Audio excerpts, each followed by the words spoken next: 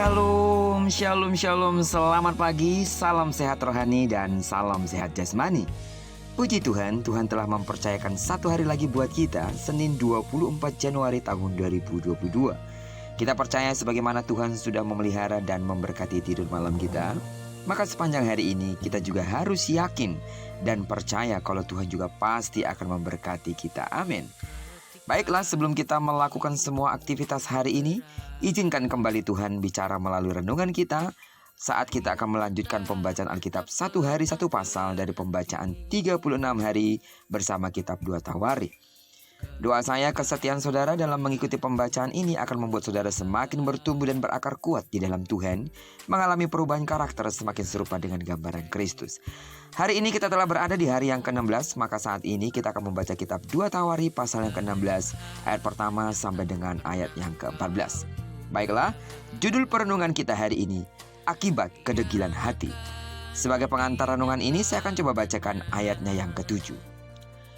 Pada waktu itu datanglah Hanani, pelihat itu, kepada Asa Raja Yehuda. Katanya kepadanya, karena engkau bersandar kepada Raja Aram dan tidak bersandar kepada Tuhan Allahmu, oleh karena itu terluputlah tentara Raja Aram dari tangan.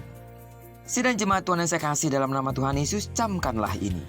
Jangan sekali-kali mengandalkan kekuatan sendiri jika tidak ingin hancur. Alkitab mencatat bahwa ketika Asa hidup percaya kepada Tuhan dengan sepenuh hati dan hidup mengandalkan Dia, maka Tuhan mengaruniakan keamanan dan ketentraman atas negerinya. Tidak ada perang sampai pada tahun ke-35 pemerintahan Raja Asa. Apa yang terjadi kemudian? Setelah hidupnya berhasil, Raja Asa mulai berubah sikap. Hatinya tidak lagi berpaut kepada Tuhan. Ia mulai bersandar kepada pengertiannya sendiri dan tidak lagi melibatkan Tuhan dalam setiap keputusan. Ketika sedang mengalami masalah berat, yaitu menghadapi Baesa, Raja Israel, Asa tidak lagi mencari pertolongan kepada Tuhan seperti yang dahulu dia lakukan. Ia mulai menggunakan akal pikirannya sendiri, lalu mencari pertolongan kepada dunia dan berharap kepada manusia, yaitu meminta pertolongan kepada Raja Aram. Demi beroleh bantuan, ia rela mempersembahkan harta benda yang ada dalam bait Tuhan. Asa mengeluarkan emas dan perak dari perbendaharaan rumah Tuhan dan dari perbendaharaan rumah raja dan mengirimnya kepada Ben-Hadad, Raja Aram yang diam di Damsyik dengan pesan, ada perjanjian antara aku dan engkau, antara ayahku dan ayahmu. Ini kukirim emas dan perak kepadamu, marilah batalkan perjanjianmu dengan Baesa, Raja Israel, supaya ia undur daripada aku. Akibat perbuatan bodoh ini, Raja Asa harus menanggung akibatnya. Maka di dalam ayat yang ke-7 tadi kita sudah baca, terluputlah tentara Raja Aram dari tanganmu. Karena mata Tuhan menjelajah seluruh bumi untuk melimpahi kekuatannya kepada mereka yang bersungguh-sungguh hati terhadap Dia. Dalam hal ini engkau telah berlaku bodoh, oleh sebab itu mulai sekarang ini engkau akan mengalami peperangan. Sejak saat itu, ketentraman dan keamanan semakin menjauh dari negeri Yehuda. Dan pada tahun ke-39 pemerintahannya, Asa menderita sakit pada kakinya yang kemudian menjadi semakin parah. Sesungguhnya, hal ini adalah kesempatan bagi Asa untuk bertobat. Namun dalam kondisi yang demikian, ia tetap saja tidak mau bertobat.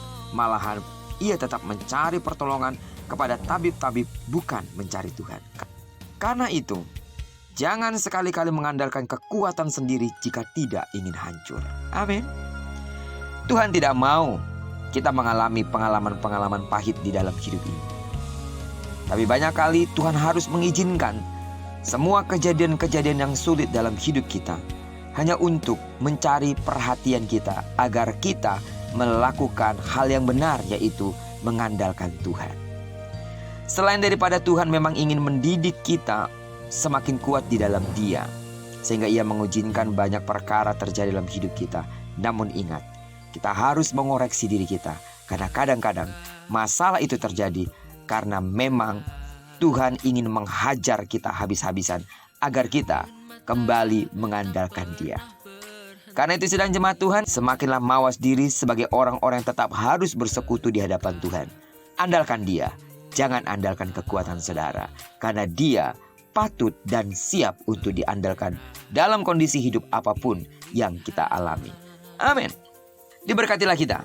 Kiranya kebenaran firman Tuhan dalam renungan ini menjadi kekuatan dan teguran dan menjadi pelajaran yang penting buat kita. Jangan pernah mengandalkan kekuatan jika saudara tidak ingin hancur. Tuhan mau saudara tetap hidup di dalam keberkatan-Nya. Amin. Diberkatilah kita sepanjang hari ini dan digenapi firman yang berjanji bahwa apa yang dikerjakan tangan kanan dan tangan kiri kita dibuat berhasil. Kemanapun kaki kanan dan kaki kiri kita melangkah, percayalah di sana kemuliaan Tuhan akan dinyatakan. Doaku tetap kepada sidang jemaat Tuhan yang sakit secara fisik, dalam nama Yesus, sembuhlah. Dan bagi saudara memiliki pergumulan-pergumulan yang sangat pribadi, percayalah. Kadang-kadang Tuhan izinkan itu untuk mencari perhatian kita, dan saat perhatian kita telah tertuju kepadanya, Dia akan membukakan jalan yang tepat sesuai dengan yang kita butuhkan atas persoalan itu. Diberkatilah kita bersama dengan orang-orang kita kasihi, serta bersama dengan orang-orang yang kita cintai dimanapun mereka berada. Terpujilah nama Tuhan. Shalom.